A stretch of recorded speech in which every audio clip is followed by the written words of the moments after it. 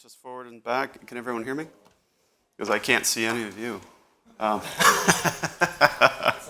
The lights are, I feel like I'm being interviewed by the police here. This is great. Good morning, welcome, Guten Tag. My name is Rick Trotman. I am the CEO of Barksdale Resources. We are a base metal exploration company focused on projects in Arizona in the United States of America, as well as Mexico. And I'll walk through our corporate deck here to give you an idea of what we're working on. So we have two portfolios of projects within Barksdale. One in our primary focus is in Arizona. It's within the Patagonia district. This is a historic area where not only has a significant amount of mining occurred in the past, but there's a $2 billion mine being developed immediately next door. We have a collection of properties there that we think are quite exceptional. And then our other portfolio is in Mexico, maybe a 5-hour drive away from our projects in Arizona. And that's a copper system. It's an iron oxide copper gold, to be specific. It's kind of an interesting opportunity for building a nice development project. And I'll give you a couple of slides on that as well. So quickly, on the corporate front, we are a, let's call it $50-ish million market cap company. We have a strong treasury. We have a very, very strong shareholder list. The top 30 investors in Barksdale probably control something on the order of 70% of the stock. Very long-term shareholders, very supportive. We just completed a capital raise a couple of months ago, and effectively it was all existing shareholders that invested.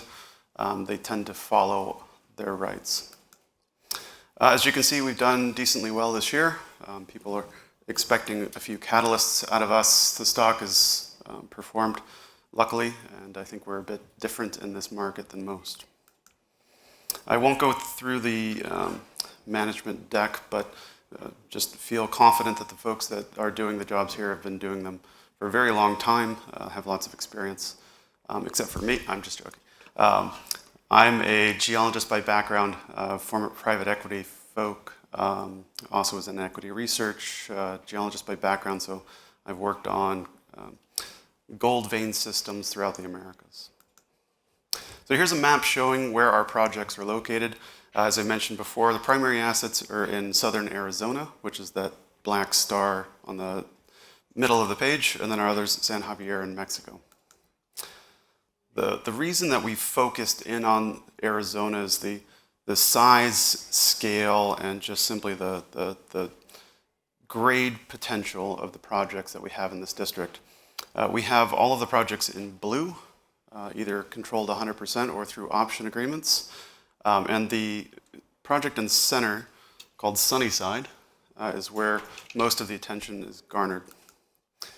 As you can see here, the project in blue is ours. There's a large copper porphyry deposit called the Sunnyside that sits on that property. It was the heat engine that caused the formation of a series of skarn and manto deposits immediately next door. You can see that gray outline. That's the Taylor deposit that's held by South 32. They're building a $1.7 billion mine there right now. That will be in production, they forecast in early 2027. I would postulate that we have the other side of that deposit. It's one continuous system that's broken up by a property boundary. The discovery holes, which you can see here, are actually on our side of the fence. They were drilled in 1981, but 17 meters of 17% lead zinc, 1% copper, and 337 grams silver. They're quite spectacular. We are currently in the permitting process, and hopefully by the end of the year we'll have our permits to drill. We will prioritize this area in light blue, which is immediately adjacent to the known deposits, and covers the area between the porphyry and the Taylor system.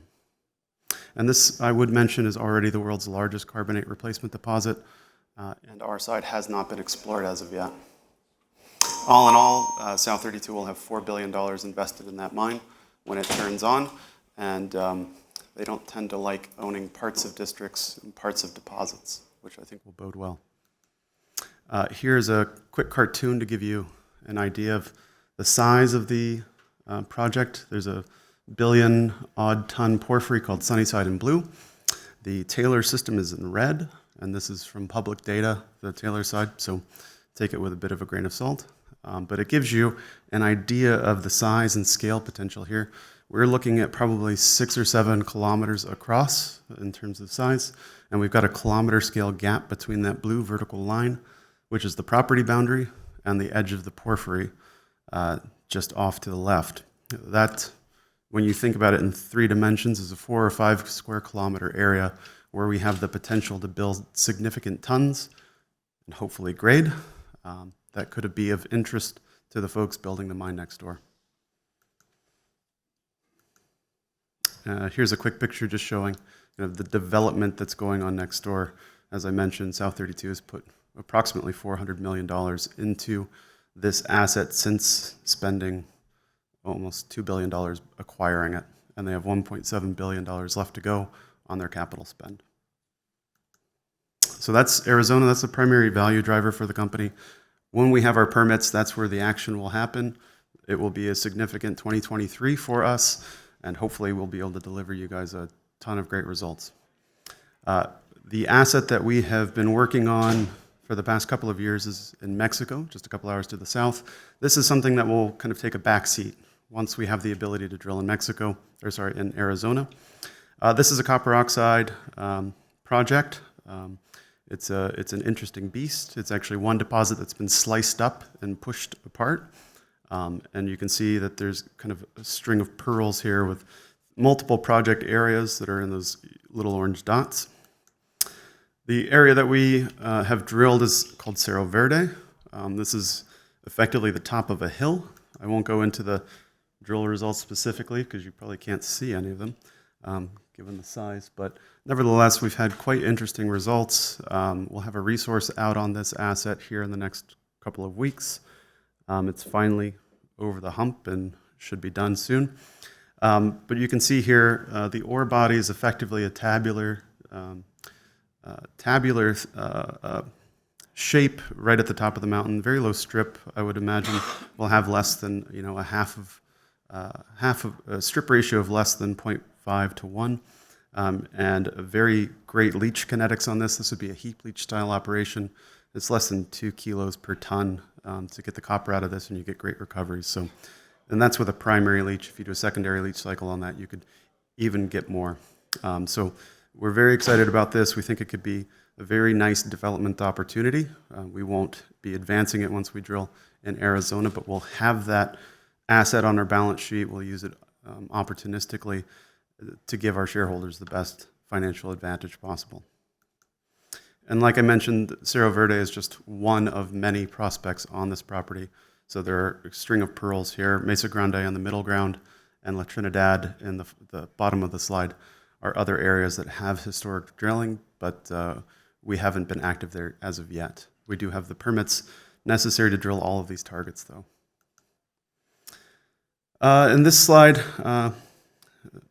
we gave you the long deck. I should have brought a shorter deck, but nevertheless, this just shows some of the topography in the area and some of the places where you could put some infrastructure. And that's very quickly Barksdale in a nutshell. I hope that this intrigues some of you in the audience, and I'm available for questions, and we have a booth, so please come on over.